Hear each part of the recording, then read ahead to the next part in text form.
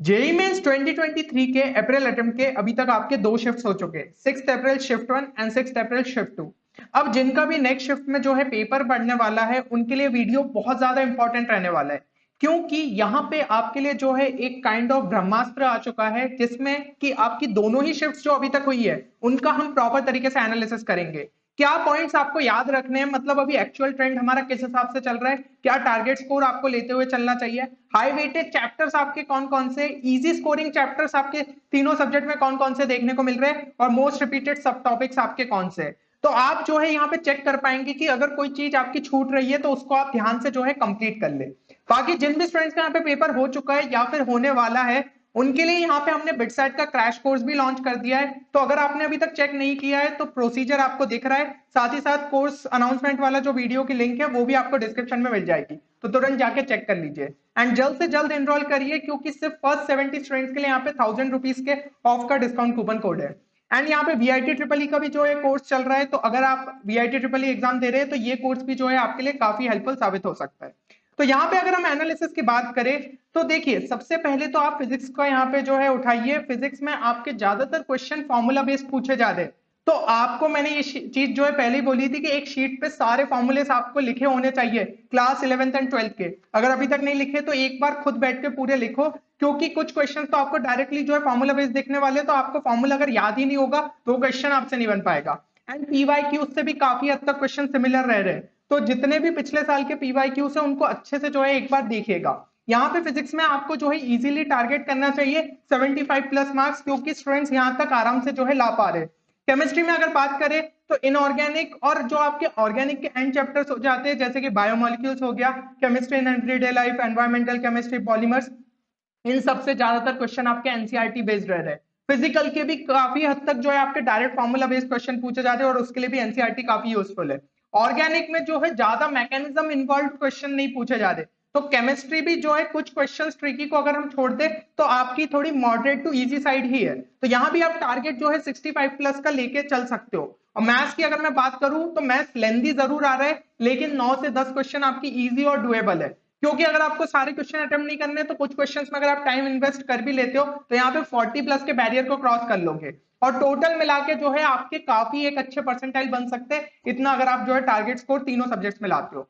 अब हम high weighted chapters की बात करते हैं सबसे पहले आपके फिजिक्स के लिए, तो देखिए फिजिक्स में जो है आपके मॉडर्न फिजिक्स के 6 अप्रैल शिफ्ट 1 में 3 क्वेश्चन आए थे, 6 अप्रैल शिफ्ट 2 में आपके 3 क्वेश्चन थे, करंट के आपके 2 और 3 थे, फिर वर्क एनर्जी पावर और सर्कुलर मोशन के 3 और 2 थे, ग्रेविटेशन के 2 और 2, मैग्नेटिक इफेक्ट ऑफ करंट के यहाँ पे 2 और 1।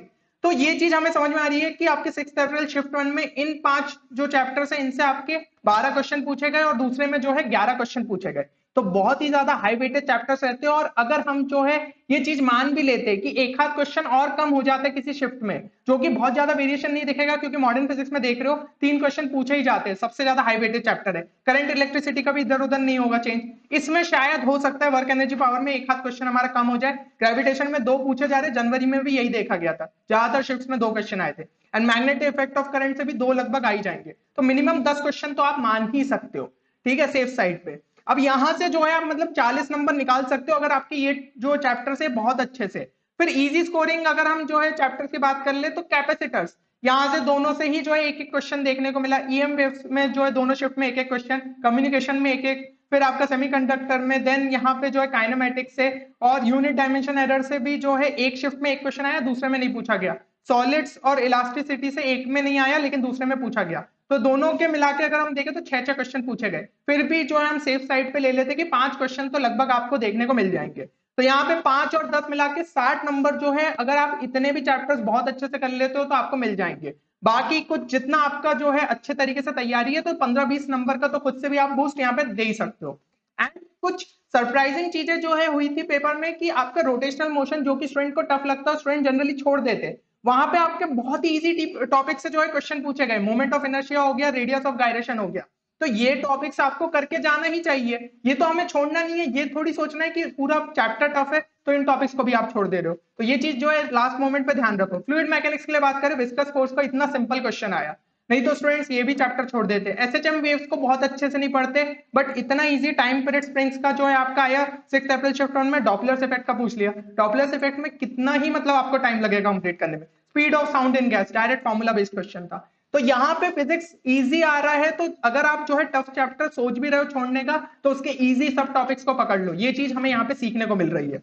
अब बात कर ले अगर हम मैथ्स की, तो मैथ्स में हाई वेटेज चैप्टर्स में आपका बाइनोमियल थ्योरम हो जाता है, 3 क्वेश्चन 2 क्वेश्चन, एक सिंगल चैप्टर से इतने क्वेश्चन आ रहे हैं, मतलब बहुत ज्यादा फेवरेट हो गया अब तो एनटीए का, क्योंकि जनवरी में भी यही चीज देखने को मिली थी, बाइनोमियल से 2 क्वेश्चन लगभग पूछे ही जा रहे थे, यहाँ तो 3 क्वेश्चन भी आ रहे। सीक्वेंस सीरीज की बात करें तो 2 क्वेश्चन लगभग, वेक्टर्स एंड 3D की बात करें तो 4 क्वेश्चन और 3 क्वेश्चन, तो वेक्टर्स एंड 3D का वैसे ही हाई वेटेज रहता है। पीएनसी प्लस प्रोबेबिलिटी को अगर हम यहाँ पे जो है बात करें तो 3 क्वेश्चन, तो यहाँ पे जो है इतने ही चैप्टर्स का हमें देखने को मिल रहा है 12 और 10 क्वेश्चन। फिर भी जो है मैं मान के चलता हूं कि हम तो मिनिमम मान के चल रहे हैं ना, तो 9 क्वेश्चन तो लगभग इतने इससे आपको देखने को मिल ही जाएंगे। तो यहाँ पे मैथ्स में जो है आप इन चैप्टर्स में नंबर निकाल सकते हो। बाइनोमियल के थोड़ा सा जो है टाइम कंज्यूमिंग होते हैं, लेकिन अगर हमारा जो है सही आंसर तक हम पहुंच रहे हैं तो हमें करके आना चाहिए। मैथ्स में तो जहां नंबर मिल रहे हो वहां पे जो है हमें पूरा ट्राई मारना चाहिए। अब बात कर ली इजी स्कोरिंग चैप्टर्स की, तो यहाँ पे आपका मैथमेटिकल रीजनिंग एक एक क्वेश्चन फिक्स था। फिर हाइट्स एंड डिस्टेंसेस का कभी कभी आता है रेयरली, तो एक शिफ्ट को जो है फायदा हो गया, एक क्वेश्चन मिल गया।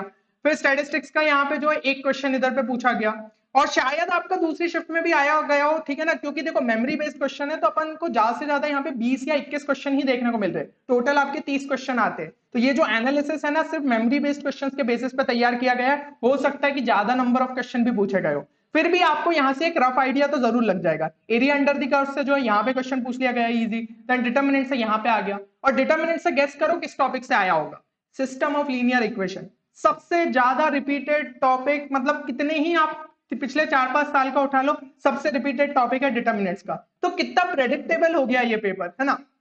तो यहाँ पे आप मान सकते हो कि लगभग 3-3 क्वेश्चन, तो मिनिमम तो हम 3 क्वेश्चन मान ही सकते इन सारे टॉपिक से।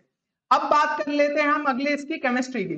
तो केमिस्ट्री में देखिए एटॉमिक स्ट्रक्चर और मोल कॉन्सेप्ट के आपके 6 अप्रैल शिफ्ट 1 में 2 क्वेश्चन, शिफ्ट 2 में आपके 3 क्वेश्चन, एमाइन से आपके जो है पहले इसमें 3 क्वेश्चन, दूसरे में एक ही क्वेश्चन आया, हो सकता है ज्यादा भी हो, क्योंकि मैं वही बात कर रहा हूँ मेमोरी बेस्ड क्वेश्चन है, तो कुछ कुछ क्वेश्चन मिसिंग थे। फिर biomolecules, polymers, environmental chemistry, chemistry and everyday life, सारे रटने वाले चैप्टर्स, और इनसे कितने आ रहे क्वेश्चन, 4 क्वेश्चन 3 क्वेश्चन, अच्छा खासा वेटेज कैरी कर रहे हैं। जिनको ऑर्गेनिक नहीं भी समझ में आती, रट लो इन चैप्टर्स को, ठीक है। जिनका भी थोड़ा लेट भी है पेपर, तो आपके पास इनफ टाइम है कि इनको आप रट पाओगे। तो यहाँ पे अच्छे खासे क्वेश्चन आ रहे हैं। कोऑर्डिनेशन कंपाउंड और केमिकल बॉन्डिंग की बात कर ले तो 2+1 2+1, कोऑर्डिनेशन कंपाउंड के मतलब 2 क्वेश्चन आ रहे हैं, तो अपने आप में ज्यादा इंपॉर्टेंट है, तो 3-3 क्वेश्चन यहाँ भी है। तो टोटल अगर बात करें तो 12 और 10 क्वेश्चन, अपन तो मिनिमम साइड लेते हैं, तो 9 क्वेश्चन।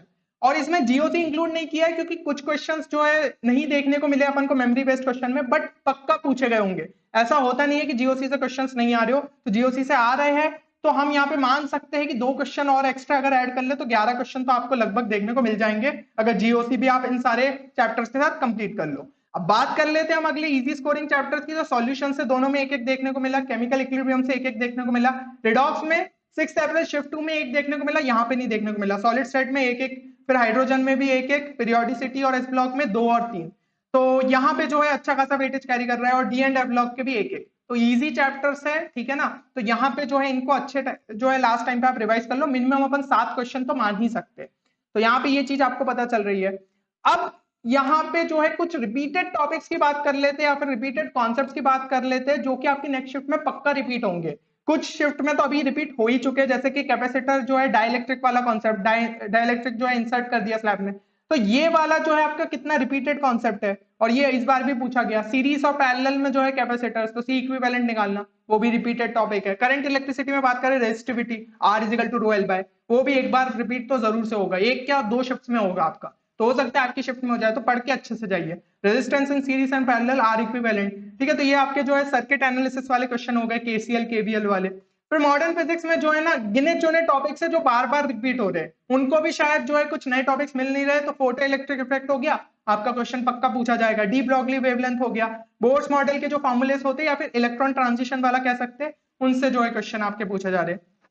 अब बात कर लेते हैं यहाँ पे अगले इसकी, तो काइनेमेटिक्स, प्रोजेक्टाइल मोशन, सबसे ज्यादा रिपीटेड कॉन्सेप्ट, यहाँ पे इनके ही फॉर्मुलेस अगर अच्छे से करके चले आते हो तो काम बन जाएगा। फिर यूनिट्स एंड डायमेंशन की बात कर ले, डायमेंशन एनालिसिस या फिर एरर से जो है क्वेश्चन आ रहा है। कम्युनिकेशन सिस्टम में एलओएस फॉर्मूला, कुछ टाइम पहले ही अपन ने मोस्ट रिपीटेड कॉन्सेप्ट में डिस्कस किया था। इसमें से कितने सारे टॉपिक्स होंगे जो कि अपन मोस्ट रिपीटेड कॉन्सेप्ट सीरीज में कंप्लीट कर चुके हैं। प्रोजेक्टाइल मोशन हो गया, एलओएस फॉर्मूला हो गया, R equal to rho L by, मतलब आप जो है अगर उस सीरीज को अच्छे से कंप्लीट करके जाते हो तो आपको वैसे ही फायदा देखने वाला था। आखिरी में जिनको नहीं पता उनको आखिरी में बता देता हूँ क्या है वो series.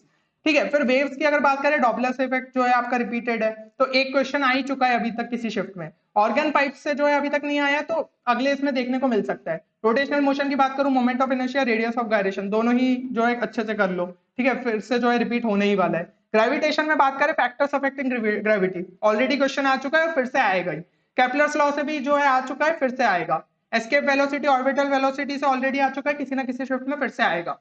Magnetic effect of current में मूविंग चार्जेस जो कि आपके फील्ड में एंटर करते हैं, उससे रिलेटेड क्वेश्चन मान के चलो। Magnetic field due to different geometry, तो अभी किसी ना शायद किसी कोई ज्योमेट्री का जो है ऑलरेडी पूछ चुके, अब और भी आ सकते हैं आपके, सोलेनॉइड का आ गया, स्ट्रेट वायर का आ गया, ठीक है ना किसी का पूछ लेंगे। फिर मैग्नेटिक फोर्स की बात कर ले, F इजिकल टू BIL, इस पे जो है क्वेश्चन आने के चांसेस है।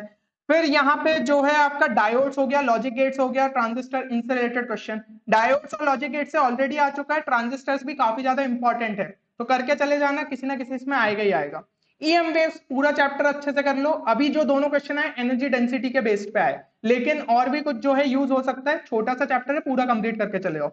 हीट एंड थर्मो में ये सारे टॉपिक्स है। कार्नोट इंजन पे अभी तक नहीं पूछा है, तो अगली शिफ्ट में जो है इससे एक्सपेक्ट कर सकते हो। बाकी न्यूटन लॉ ऑफ कूलिंग से रिपीट होगा, और BRMS वाले तो बहुत रिपीट होते ही है, तो वो भी आपके जो है रिपीट हो सकते हैं।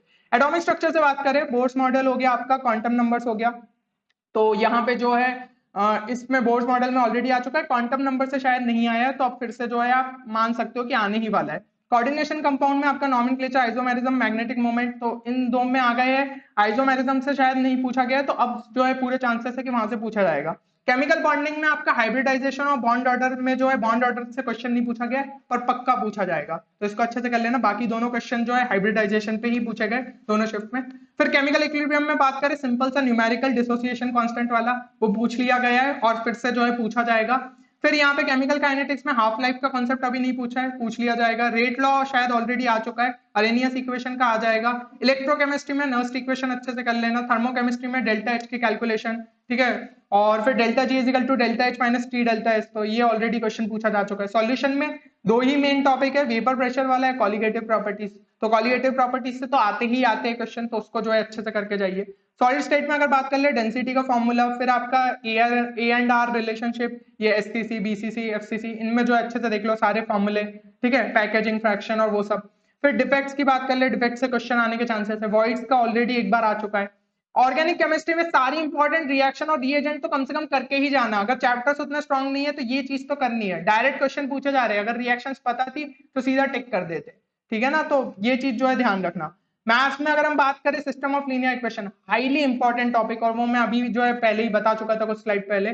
फिर बायनोमियल थ्योरम से आपका जो है जनरल थ्योरम जो है मतलब फाइंड कोएफिशिएंट वाला, उस टाइप के आ सकते हैं। डिविजिबिलिटी प्रॉब्लम्स ऑलरेडी एक आ चुका है, और भी काफी शिफ्ट्स में पूछा जाएगा, जनवरी का मोस्ट रिपीटेड कॉन्सेप्ट था। एनसीआर की प्रॉपर्टीज देख लेना। पीएनसी में digit problems, number of words form, ranking का ऑलरेडी आ चुका है। डिस्ट्रीब्यूशन प्रॉब्लम आ चुका है, ये फॉर्मूला रहता है ना आपका n+r-1 CR-1, तो ये बहुत ही मतलब रिपीटेड कॉन्सेप्ट है और इंपॉर्टेंट कॉन्सेप्ट भी है, तो देख लेना। और यहाँ पे फिर number of words found with the condition vowels together, ऐसी कुछ कंडीशन मेंशन कर देंगे, तो वो वाले क्वेश्चन जो है पूछे जा सकते हैं। वेक्टर 3D से बात करें तो डॉट एंड क्रॉस प्रोडक्ट पक्का ही पक्का आएगा, और अभी भी आ चुका है ऑलरेडी। ट्रिपल प्रोडक्ट भी जो है आ चुका है। शॉर्टेस्ट डिस्टेंस बिटवीन लाइन अभी तक इस शिफ्ट में नहीं पूछा, इस मतलब जो आपकी दोनों शिफ्ट है उसमें नहीं पूछा गया, बट जनवरी का मोस्ट रिपीटेड कॉन्सेप्ट था, तो चांसेस है कि अभी फिर से पूछा जाएगा। इंटरसेक्शन ऑफ दो लाइन, दो प्लेन, या फिर लाइन और प्लेन, ये वाले टाइप के क्वेश्चन जो है पूछे जा सकते हैं। स्टैटिस्टिक्स पे दोनों ही शिफ्ट में जो है मीन एंड वेरिएंस पे ही क्वेश्चन आए, तो इसको अच्छे से कर लेना। हाइट्स एंड डिस्टेंस जो है आपका क्लास 10th का सिंपल सा कॉन्सेप्ट रहता है, उसी पे क्वेश्चन आ रहा है। पीवाईक्यूज भी कर लेते हो तो बन जाएगा क्वेश्चन। अगला बात कर ले यहाँ पे डिफरेंशियल इक्वेशन में, आपका लीनियर डिफरेंशियल इक्वेशन काफी ज्यादा important. Variable separation method already आ चुका है, होमोजेनाइजेशन मेथड और कर लेना। Continuity and differentiability, number of non differential points, बहुत ज्यादा रिपीटेड कॉन्सेप्ट है, तो ग्राफ बस अच्छे से बनाना आना चाहिए, ऑलरेडी रिपीट हो चुका है। Maximum minima, increasing decreasing, tangents normal, ये एओडी के लिए और अच्छे से करके जाना। अब बात कर रहे थे हम मोस्ट रिपीटेड कॉन्सेप्ट सीरीज की, तो उसको भी ध्यान से कंप्लीट करके जाना है, क्योंकि देखो ये जितने क्वेश्चंस आपको दिखा रहा हूं, तो ये तो मैंने कुछ ही क्वेश्चंस डाले, बहुत सारे ऐसे क्वेश्चन है जो हमारी मोस्ट रिपीटेड कॉन्सेप्ट सीरीज से डायरेक्ट आए, फ्री में अवेलेबल है, बस आपको देखने की देर है। तो अगर नहीं देख के जा रहे हो अपना नुकसान कर रहे हो। कुछ स्टूडेंट बोल रहे थे कि भैया कोई क्वेश्चन देखने को नहीं मिला, तो ये क्वेश्चन क्या हवा में से आ गए? सारे क्वेश्चन अपन ऑलरेडी जो है डिस्कस कर चुके हैं मोस्ट रिपीटेड कॉन्सेप्ट सीरीज में। एलओएस नहीं करा था, फिर यहाँ पे डी ब्रॉगली वेवलेंथ का भी ऑलरेडी देख चुके हैं। इतने सारे पीवाईक्यूज भी प्रैक्टिस करें, मैग्नेटिक मोमेंट का शॉर्ट ट्रिक बताई थी आपको, फोटोकेमिकल स्मॉग, ठीक है ना। फिर यहाँ पे जो है डिसीज और उसकी जो है मतलब विटामिन की वजह से कौन सी डेफिशिएंसी से डिसीज होती है, पूरी टेबल दे दी थी आपको। फिर मीन एंड वेरिएंस का जो अपन ने डिस्कस किया। तो सारे जो है तीनों ही सब्जेक्ट के लिए रिपीट हो रहे, सीरीज को बस अच्छे से जो है देख लेना। तो टोटल इसके अंदर आपके 53 वीडियोस है जो कि आप 6 से 7 घंटे में निपटा सकते हो। तो ध्यान से इसे कंप्लीट करके जाना और 30 से 40 मार्क आप जो है इजीली बूस्ट कर सकते हो। इसकी भी लिंक जो है वो आपको डिस्क्रिप्शन में मिल जाएगी। बाकी अगर आपको जो है सेशन की पूरी पीडीएफ चाहिए तो टेलीग्राम चैनल पे अपलोडेड है, तो डाउनलोड कर लेना, क्योंकि इतने सारे टॉपिक्स लिखे याद तो रहेंगे नहीं, और स्क्रीनशॉट ले रहे थे तो टाइम वेस्ट कर रहे हो अपना। तो पूरी पीडीएफ जो है वो टेलीग्राम चैनल पे आपको मिल जाएगी। चलिए, तो एक बार जो है कमेंट सेक्शन में अपना टारगेट स्कोर जरूर से मेंशन करना, ठीक है। अभी जो है जितने भी स्टूडेंट्स ने पेपर दे के आ गए, अब उस रिजल्ट को भूल जाओ। अगर बुरा गया है, अच्छा गया है, तो उससे मोटिवेशन लो और बाकी के एग्जाम्स में जो है बढ़िया करना है हमें। बाकी दूसरी एग्जाम्स पे भी अच्छे तरीके से फोकस को करो, ठीक है ना। जिन्होंने बिटसैट के फॉर्म भरे तो उस पे जो है फोकस करे, वीआईटी के भरे तो वीआईटी पे करो, एडवांस, और जिनका मेंस का रिजल्ट उन्हें लग रहा है कि अच्छा आएगा, एडवांस पे जो है अच्छे से फोकस करो। चलिए, तो मिलते हैं अगले वीडियो में, तब तक के लिए take care and good bye.